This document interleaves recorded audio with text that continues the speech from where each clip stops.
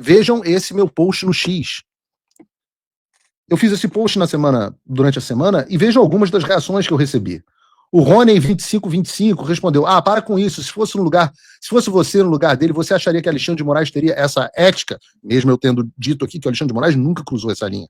A Leal Orminda disse o seguinte: menos, cara, bem menos. Ninguém teve consideração quando eram as conversas íntimas vazadas do celular do Bolsonaro e de outros.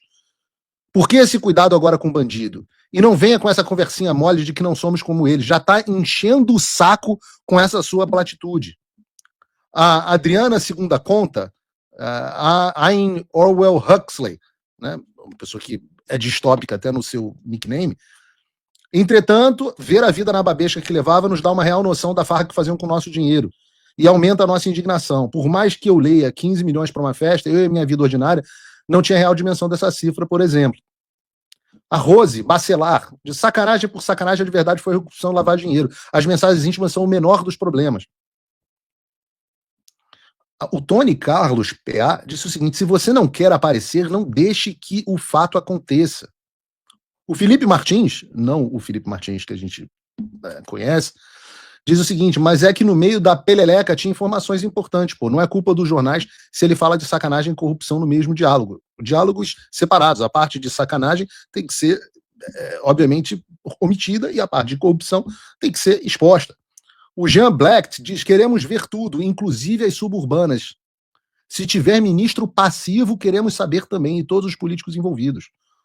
O Danilo Azambuja diz: sacaneou milhares de clientes, fez conchaves com poderosos, contratou o ministro do Supremo para atuar em seu favor e não pode ter a vida amorosa, regada a luxo, bancado pelos clientes, prejudicado sem consentimento exposta. Tudo bem que é sacanagem, mas é equilibrado.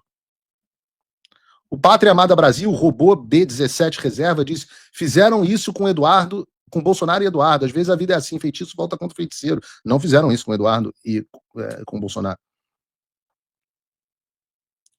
A Gazeta Online respondeu: estou nesse dilema ético, acho erradíssimo, mas infelizmente acho que não sou decente o suficiente. Vinezinho disse: ele ameaçou de diversas formas e maneiras jornalistas nessas conversas. Então faz bastante sentido, não tem nenhuma ameaça a jornalista na peleleca. O meu ponto nesses vários exemplos é o seguinte: esse tipo de raciocínio, do qual eu não estou livre, e a minha inclinação pessoal é absolutamente idêntica à de vocês, a dessas pessoas. Não de vocês, todos estão participando do programa, mas a dessas pessoas. Mas esse é o tipo de raciocínio extremamente perigoso. Porque quando uma sociedade decide que certas pessoas não merecem direitos, ela está dando o primeiro passo para que ninguém tenha direitos garantidos. Os direitos, eles não existem para proteger as pessoas simpáticas. Os direitos existem justamente para proteger pessoas antipáticas, suspeitas e até culpadas. Porque no momento em que a gente aceita que a dignidade e a privacidade de alguém podem ser destruídas apenas porque nós não gostamos daquelas pessoas, daquelas pessoas, nós abrimos porta para que o mesmo seja feito com qualquer um. E é exatamente assim que sociedades deixam de funcionar como civilizações e passam a funcionar como multidões. Nós falamos de multidão aqui na semana passada. Multidão quer espetáculo. A multidão quer humilhação pública. A multidão quer sangue. A multidão quer ver Jesus crucificado. Uma sociedade civilizada é o contrário da multidão. A sociedade civilizada estabelece limites, especialmente quando o alvo desses limites é alguém que a gente não gosta. Isso me faz lembrar de uma cena, de um filme extraordinário, um filme de 1966, ganhou 6 Oscars, chamado A Man for All Seasons, sobre a vida do Thomas More. E uma das cenas mais famosas é a do personagem William Roper, que está furioso com um homem que ele considera um traidor e diz que pisaria em qualquer lei para conseguir punir esse traidor. E o Thomas More pergunta calmamente: então você derrubaria todas as leis da Inglaterra para pegar o diabo?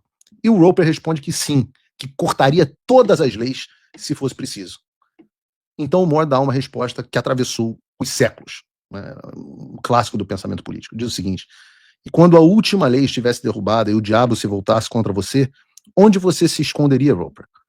Esse país está plantado de leis de costa a costa. E se você as corta, você realmente acha que conseguiria ficar de pé no vendaval que viria depois? e não é um ponto, obviamente, técnico, é um ponto nem burocrático, é um ponto moral. A civilização ocidental nasce de uma ideia muito simples. Existem limites que não podem ser ultrapassados, mesmo quando o alvo é alguém que você despreza. Eu amo o nome do filme em português. O nome do filme em português, a tradução, é O Homem que Não Vendeu a Sua Alma. E é exatamente isso. É uma ideia, inclusive, profundamente conservadora. O Edmund Burke dizia que a civilização é construída lentamente por gerações que aprendem a conter as suas paixões dentro de regras morais. E a barbárie começa, né, lembrando que o Burke escreve em oposição à Revolução Francesa, que é justamente esse processo de justiçamento. Ele diz que a barbárie começa quando uma sociedade decide que as suas emoções, a sua raiva, a sua indignação, o seu desejo de punição são justificativos suficientes para atravessar qualquer limite. O que a gente viu no caso dessas mensagens íntimas é exatamente isso. Não se trata de forma alguma de simpatia pelo Vorkaro. Não se trata de defender alguém envolvido em um escândalo. É uma questão muito mais fundamental. A disposição de destruir a esfera privada de um ser humano simplesmente porque naquele momento ele se torna um alvo conveniente. E a pergunta que se deve fazer é, ou melhor, a pergunta que a gente não deve fazer é, ele merece?